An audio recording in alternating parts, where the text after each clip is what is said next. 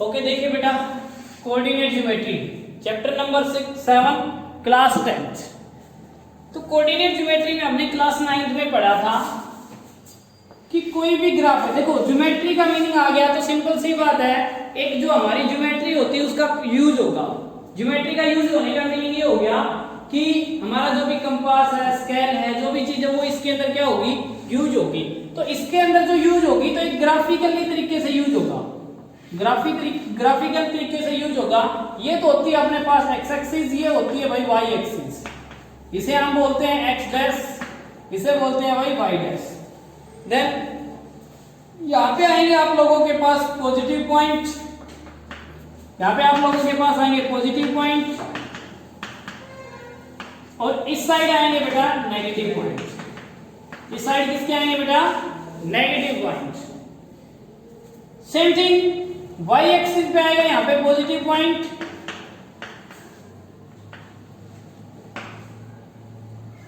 और इस साइड आएंगे y डैश का मीनिंग हो गया नेगेटिव पॉइंट।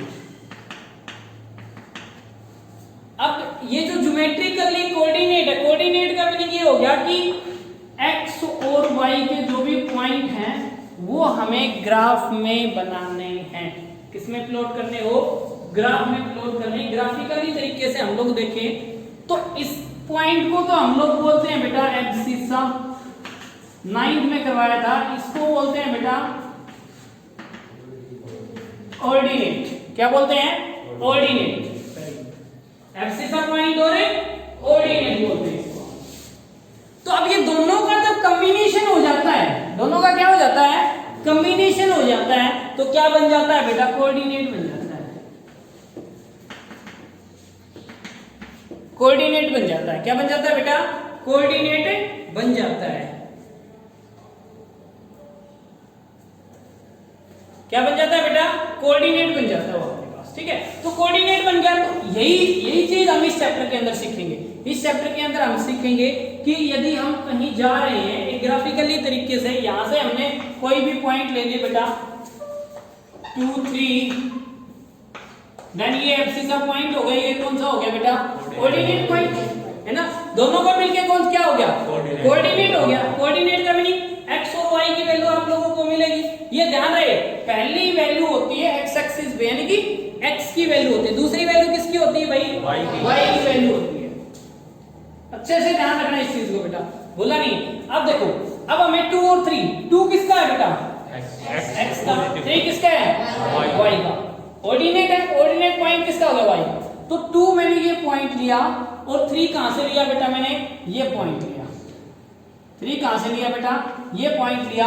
यदि इन दोनों को मैं कॉम्बिनेशन देना चाहूं, इन दोनों को पॉइंट जो इसका जो कॉमन पॉइंट है वो लेना चाहूं, तो आई थिंक ये पॉइंट हो गया इसका। ये पॉइंट कौन सा हो गया बेटा, 2 3 पॉइंट। कौन सा हो गया बेटा, 2 3 पॉइंट्स। अब मैंने दूसरा जो पॉइंट लिया है वो ले लिया बेटा -3, देन +1, -3 ये पॉइंट ए मान लो, इसको नाम दे दिया पॉइंट ए, इसका नाम दे दिया पॉइंट बी। क्या नाम दे दिया बेटा, पॉइंट बी। डिस्टेंस हम किसी भी एक्सिस पे हम लोग फाइंड आउट कर सकते हैं। डिस्टेंस समझते हैं बेटा, डिस्टेंस कि अब हमें यहां से वहां तक जाना है बेटा, यहां से यहां तक का जाना है, तो ये पॉइंट और इस पॉइंट के बीच में कोई ना कोई तो डिस्टेंस होगा भाई। दूरी तो है इन दोनों के बीच में, चाहे वो दूरी हो 5 किलोमीटर की हो, चाहे 5 मीटर की हो। समझ में आ गया, कोई कोई तो डिस्टेंस इसमें हो रखा है। अब जो पॉइंट अपने पास आए -3 और 1, ये हमने किए -3 यहाँ पे आ गया बेटा, और -1 का आ गया यहाँ आ गया। अब इन दोनों का जो पॉइंट हमें मिलेगा, ये मिल गया बेटा, ये जो पॉइंट है ये हमें मिल गया। इस पॉइंट का नाम क्या ले लूं मैं बेटा, बी ले लूं। क्या है अपने पास बेटा, -3 और 1। यहाँ पे भी आपने देखा कि पहली वैल्यू x एक्सिस की है ना बेटा, चाहे वो नेगेटिव हो चाहे वो पॉजिटिव हो, इससे हमें कोई मतलब नहीं है नेगेटिव पॉजिटिव से, लेकिन पहली वैल्यू किसकी है भाई, एक्सिस।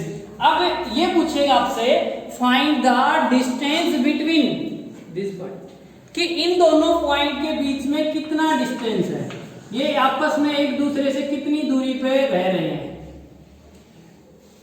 अरे जनरल सा क्वेश्चन है कि मेरा घर स्कूल से कितनी दूरी पे है, तो मैंने डिस्टेंस निकाली ना उसकी, या तो फिर मैं ग्राफिकली तरीके से स्कूल को और उसको एक ग्राफ में प्लॉट करूंगा तब डिस्टेंस निकाल सकता हूं, या फिर कोई भी डिस्टेंस मापक जो होता है, डिस्टेंस मीटर होता है, उससे निकालूंगा।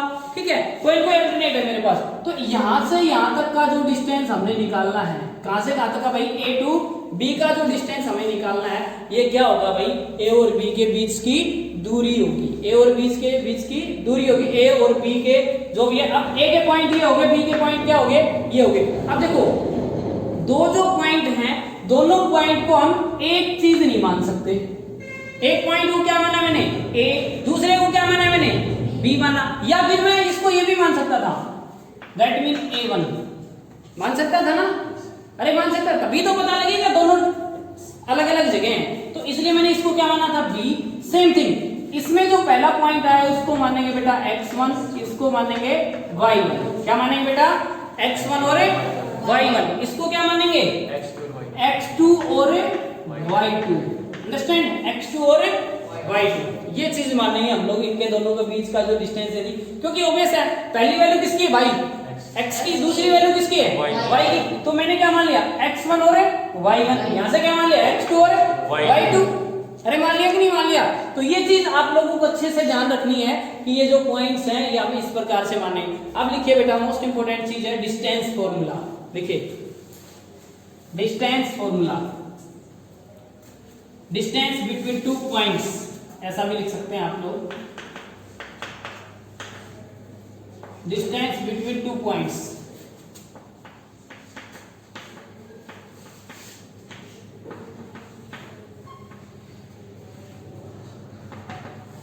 Distance formula between two points, एक ही बात होगी भाई, दो पॉइंट्स के बीच में, दो जगह के बीच में डिस्टेंस फाइंड आउट करने का एक सिंपल सा, ऐसे तो हम फाइंड आउट कर नहीं सकते, कोई कोई तो मापक होगा।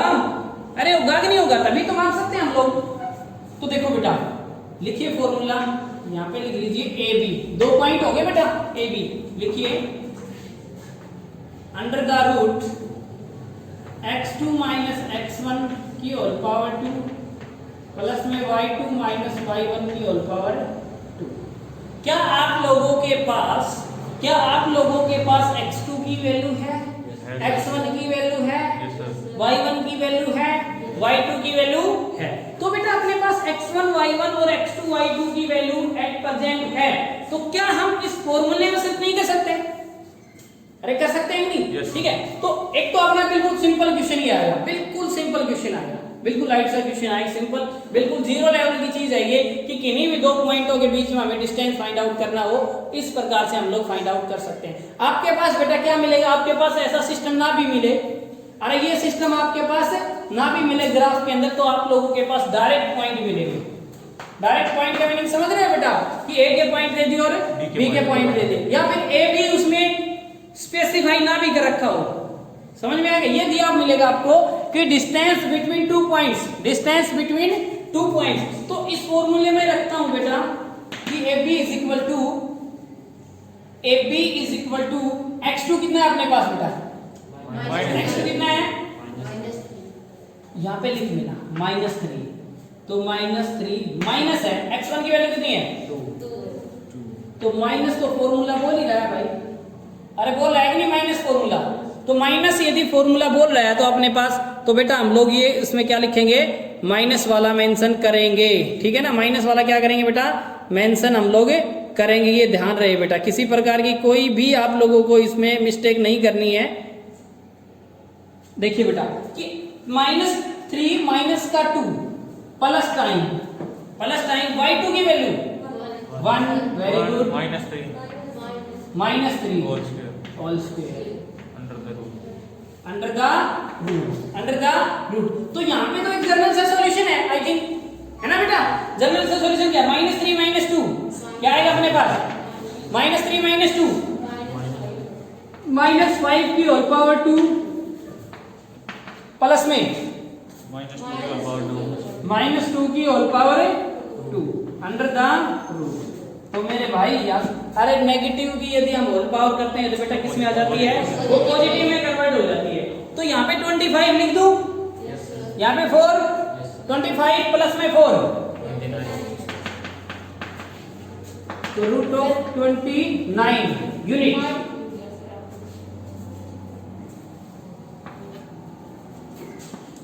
29, रूट ऑफ 29।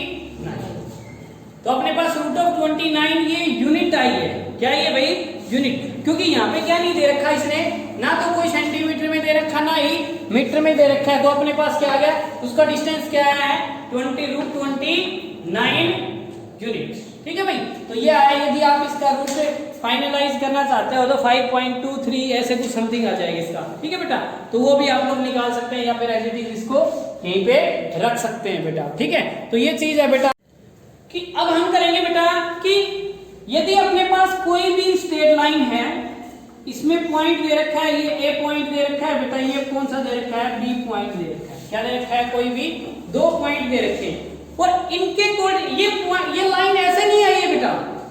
ये लाइन कहां से बनी है, एज ए ग्राफ से बनी है ये लाइन। अभी बना के बताया था ना मैंने, कहां से बनी है ये लाइन, ग्राफ से बनी है। ये लाइन ऐसे नहीं बनी, ये ऐसे तो मैंने पहले आपको ग्राफ में समझा दिया, वो लाइन बनी थी। चाहे कैसे भी बन सकती है, तिरछी ऐसे भी आ सकती है, ऐसे भी आ सकती है, कैसे भी आ सकती है। ये लाइन यहां से बनी है ग्राफ से, ना कि डायरेक्ट हम लोगों ने इसको किया है। तो बेटा देखो, इसके पॉइंट मान लिए मैंने बेटा 3 और 1, इसके पॉइंट मान लिए 4 और 2, ये पॉइंट मान लिए। अब आपको मैं ये करवा रहा हूं कि एक पॉइंट मैंने यहां पे ले लिया C। क्या पॉइंट ले लिया बेटा मैंने, C पॉइंट ले लिया। अब हमें करना है कि C is the mid point. क्या क्या गिवन है मेरे पास बेटा, C is mid point. C क्या है बेटा, अपना मिड पॉइंट है। तो find the coordinate of C। C is a mid point, find the coordinate of C। तो अब हमें क्या नॉलेज होनी चाहिए भाई, बताओ। मिड पॉइंट फॉर्मूला पता होना चाहिए ना। देखो जनरली क्या है, हमें फॉर्मूला याद नहीं है, हमें किसी भी चीज का मिड पॉइंट फाइंड आउट करना है, किसी भी जगह का मिड पॉइंट फाइंड आउट करना है। तो बेटा हम क्या करते हैं, उसके जो इनिशियल पॉइंट है उसको लेते हैं और जो एंडिंग पॉइंट है उसको लेते हैं, दोनों को क्या करा देते हैं, ऐड करा देते हैं, और बाई में क्या करा देते हैं 2। अरे किसी का भी याद आ करते हैं आप लोग, किसी का भी बेटा हाफ करते हो तो 1/2 करते हो, नहीं करते हो तो इसी देखो 1 का हाफ किया क्या है 1/2, बाई में 2 कर दिया ना, डिवाइड किया आपने, क्या किया डिवाइड 2 किया। तो सिमिलर ऐसे ही इसका यदि हमें हाफ करना है तो ये जो पॉइंट अपने पास क्या आ गया x1 और y1, x2 और y2। कहने का मीनिंग ये है आपको फॉर्मूले रटने नहीं है। कहने का मीनिंग क्या है, फॉर्मूले आपको रटने नहीं है। तो देखो इन दोनों के बीच का पॉइंट निकालना हमें। तो भाई ये क्या है, स्टार्टिंग पॉइंट है, इनिशियल पॉइंट है।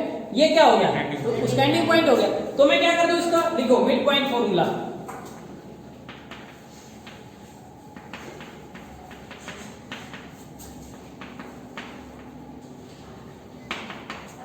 Mid point formula x2 plus में x1/2, x2 प्लस में x1/2।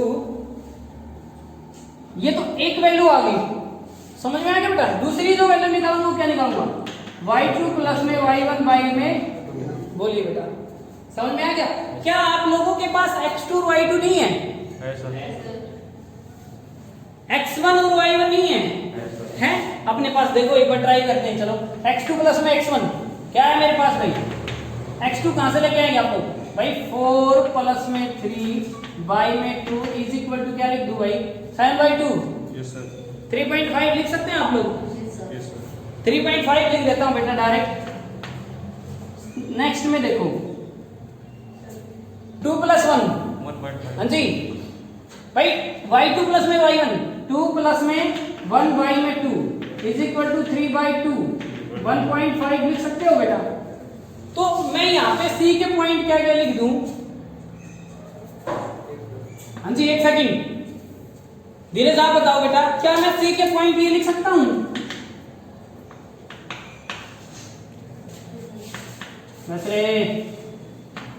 हाँ जी क्या C के पॉइंट बेटा मैं ये लिख सकता हूं 1.5 and 3.5। Coordinate of C tell me. Okay तो बेटा मैं क्यों नहीं लिख सकता, क्योंकि मैंने ये चीज सीखा है कोऑर्डिनेट में कि पहला पॉइंट एब्सिसा होता है, दूसरा पॉइंट क्या होता है ऑर्डिनेट होता है। समझ में आया, पहला पॉइंट क्या होता है एब्सिसा, दूसरा पॉइंट होता है ऑर्डिनेट। ये चीज अब हमें अच्छे से समझ में आ जानी चाहिए। तो जो पहला पॉइंट निकाला वो मैंने क्या निकाला 3.5, 1.5, नेक्स्ट में भाई 1.5, दैट्स राइट, ये ठीक है आपका, ठीक है ना भाई 3.5 और 1.5, तो बिल्कुल क्लियर हो गया है। C इज गिवन था, C is mid point, C क्या था मिड पॉइंट था, हमें उसके क्या निकालने थे बेटा कोऑर्डिनेट निकालने थे। कोऑर्डिनेट निकल गए बेटा, कोऑर्डिनेट वही होते हैं जिसके अंदर x की वैल्यू होती है और होती है, ठीक है भाई। तो ये टाइप आप लोग कर सकते हैं, इजीली कर सकते हैं भाई। सेकंड देखिए इसकी, एक और टाइप देखिए इसकी, जिस प्रकार से आपके इसमें क्वेश्चंस बनेंगे, क्वेश्चंस जो आते हैं वो चीज देखिए आप लोग। एक आता है बेटा कोलिनियर, बहुत ही मोस्ट इंपोर्टेंट है कोलिनियर पॉइंट्स। क्या होते हैं कोलिनियर का मीनिंग क्या होता है बेटा? कोलिनियर, कोलिनियर का यदि हम हिंदी वर्ड देखा जाए तो संरेखी, यानी कि on straight line, on straight line समझते हो कि एक ही लाइन पे स्थित बिंदुओं को क्या कहेंगे हम, पॉइंट्स को क्या कहेंगे, कोलिनियर पॉइंट कहेंगे। That mean no close figure formed by no close figure. यही मेरी बात सुन रहे हैं हाँ जी प्रेम, कि जिसका कोई भी क्लोज फिगर ना बने वो कोलिनियर पॉइंट होते हैं बेटा। आई बात समझ में?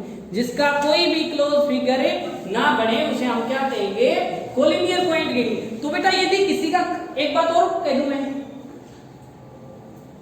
कि ऐसा फिगर जिसका एरिया नहीं निकाल सकते, हाँ जी, क्योंकि फिगर तो बनेंगे, ऐसा फिगर है जिसका हम एरिया ऑब्टेंड नहीं कर सकते। क्योंकि बेटा देखो एक ये पॉइंट हो गया अपने पास ए बी सी, 3 पॉइंट हो गए। कितने पॉइंट हो गए? 3 पॉइंट। क्या इन तीनों पॉइंट से आप लोग एरिया निकाल सकते हैं?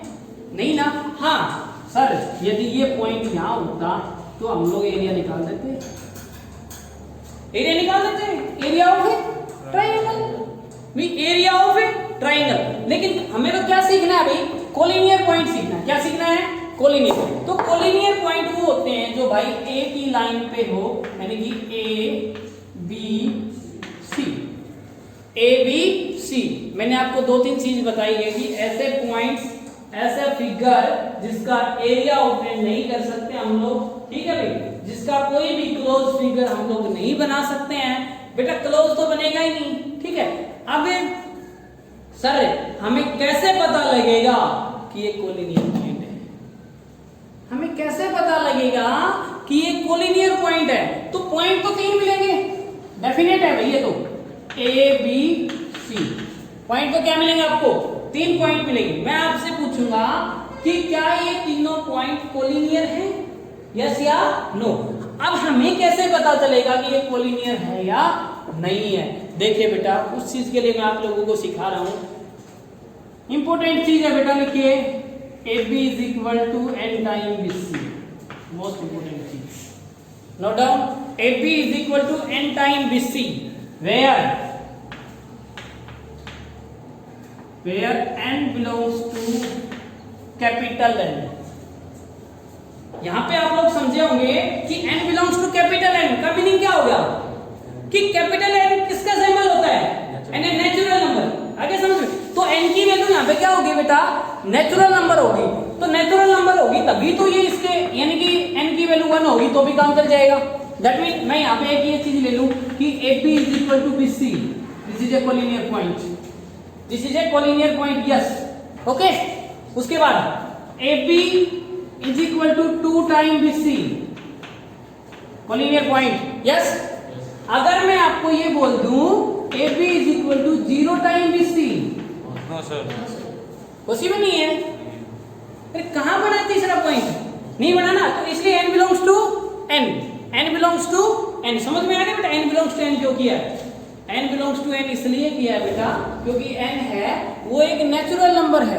n क्या है बेटा? एक नेचुरल नंबर है अपने पास। तो नेचुरल नंबर कहां से स्टार्ट होते हैं बेटा?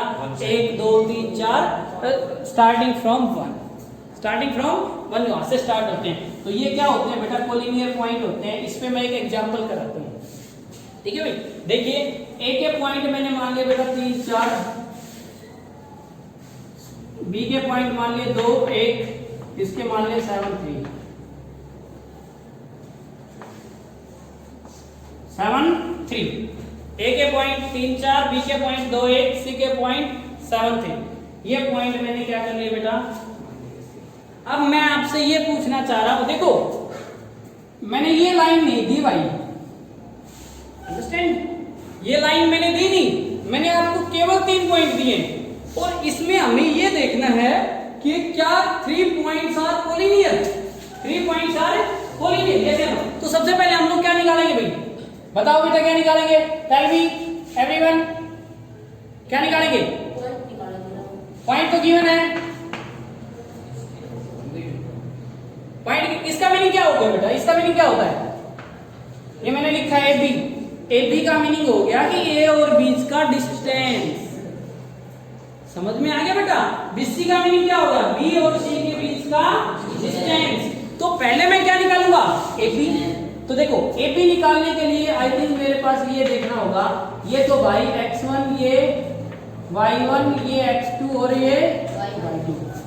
फॉर्मूला हमारे माइंड में सेट होना चाहिए, कौन सा फॉर्मूला था बेटा, x2 माइनस में x1 प्लस में y2 माइनस y1 की होल पावर 2। ठीक है भाई, नेक्स्ट में किया भाई, नेक्स्ट में किया x2 की वैल्यू कितनी है, 2 माइनस 3 भाई, 2 माइनस का 3 क्या आएगा बेटा, -1। तो -1 की पावर आप करेंगे 2 करेंगे तो क्या बचेगा आप लोगों के पास, 1 ही बचेगा, प्लस में y2 minus y1 -3। Yes sir, -3 whole square. ठीक है ना बेटा, 2 माइनस सॉरी 1 माइनस का 4। तो यहाँ पे मैं लिखूं तो मेरे पास क्या आएगा बेटा, अब -1 का होल स्क्वायर प्लस -3 का होल स्क्वायर, -1 का प्लस में 9 कर देता हूं, क्या आ गया मेरे पास, रूट ऑफ 10। क्या आ गया, रूट ऑफ 10। ये क्या है बेटा आपके पास, distance between A and B का डिस्टेंस आ रहा है अपने पास। अब आपको क्या निकालने की रिक्वायरमेंट है, क्या निकाल देते हैं, कोई बात नहीं बेटा, बीसी लेते हैं। अब इसको रफ कर दीजिए, कंफ्यूज नहीं होंगे आप लोग। क्या निकाल रहे हो बेटा आप, बीसी, तो बीसी निकाल रहे हो ना, तो यहाँ पे क्या आएगा, ठीक है, फिर क्या आएगा, x1 और y1 x2 और y2। अब बीसी निकाला आपने, फॉर्मूला तो दोबारा नहीं लिखेंगे बेटा क्योंकि आपके पास ऑलरेडी है। देखिए बेटा क्या है आप लोगों के पास, अभी 7 माइनस 2 राइट, प्लस में 3 माइनस 1, 7 माइनस 2 बेटा 5 का square 25,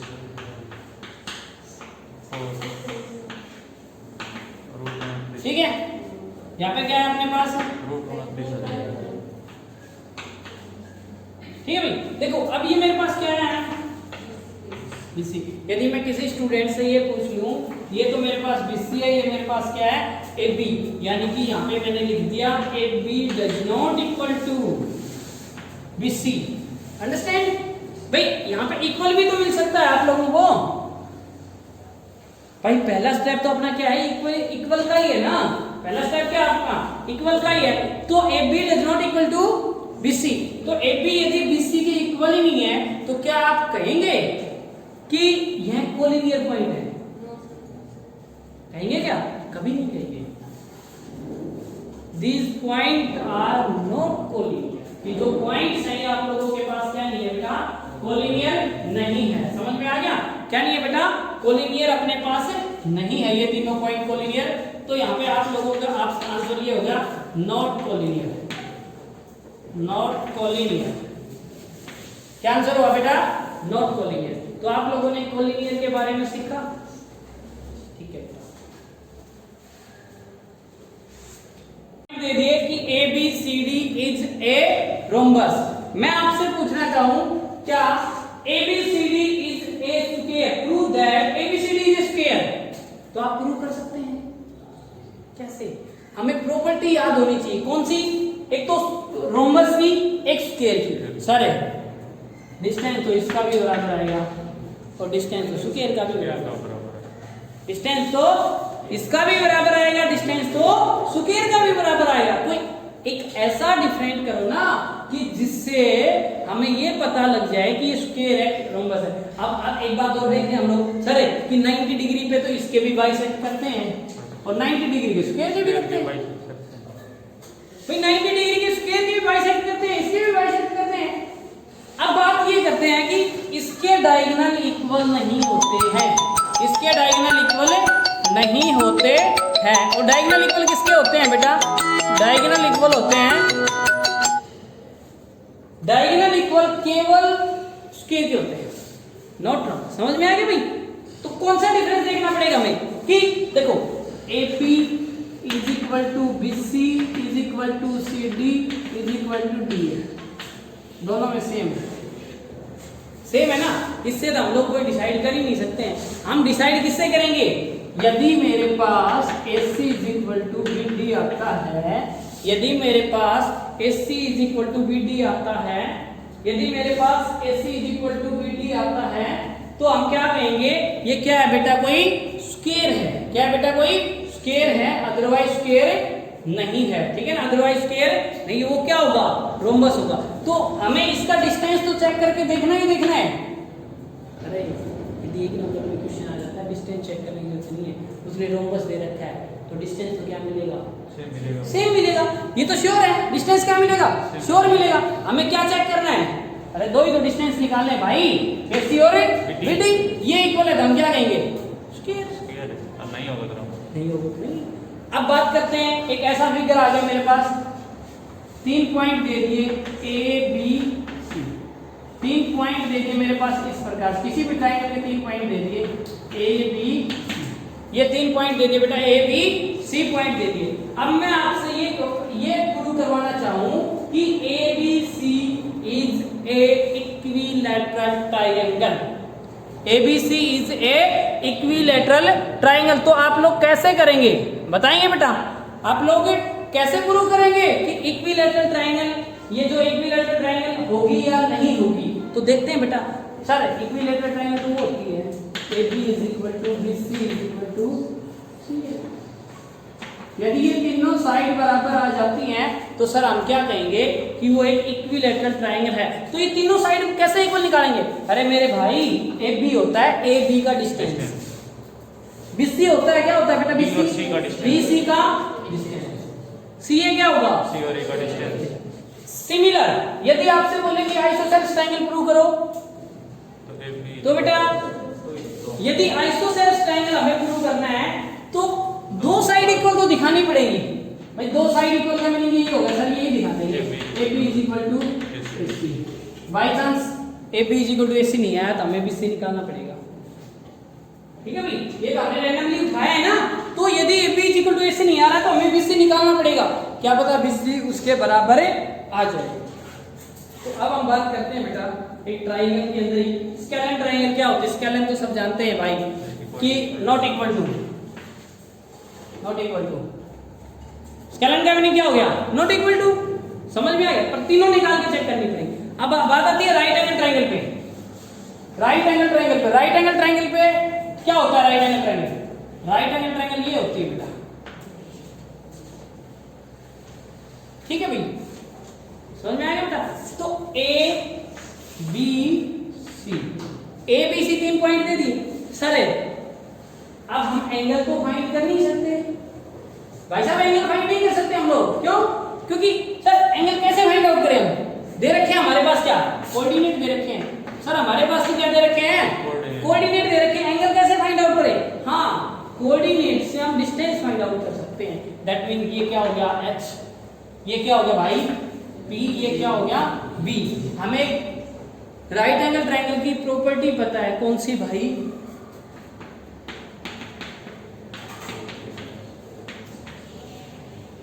use Pythagoras, use Pythagoras. ये प्रॉपर्टी अच्छे से पता है ना?